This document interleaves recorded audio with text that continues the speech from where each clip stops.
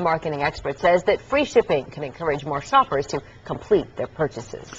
U.S. health officials say the mysterious deadly infection known as MRSA kills 19,000 people every year. Now a California mother and a Bay Area Congresswoman are urging the federal government to force hospitals to beef up protections against that disease.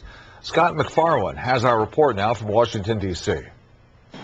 Carol Moss, as her 15-year-old, came down with a fierce infection just days after he'd been released from the hospital.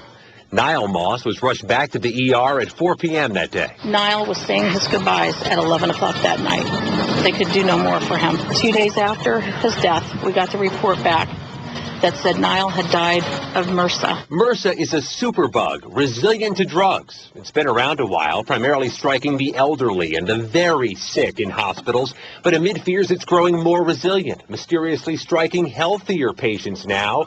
Congress is considering overhauling how hospitals deal with it. Local Congresswoman Jackie Speier, the one making the push, she wants all hospitals to screen all patients for MRSA, not just high-risk patients, all of them, immediately upon checking in by the year 2014. Hospitals aren't supposed to make you sicker. They're supposed to make you get well. We will spend in our hospitals between $2 and $3 billion just caring for those patients once it's identified that they have MRSA. The governor and state legislature recently ratcheted up protections in California hospitals. Patients entering surgery and neonatal units are more routinely screened for MRSA here than they are elsewhere. Lobbyists for hospitals nationwide acknowledge the superbug is getting more resilient now. But a spokeswoman for the American Hospital Association told us today it's unwise to require hospitals nationwide to be doing more screening for it.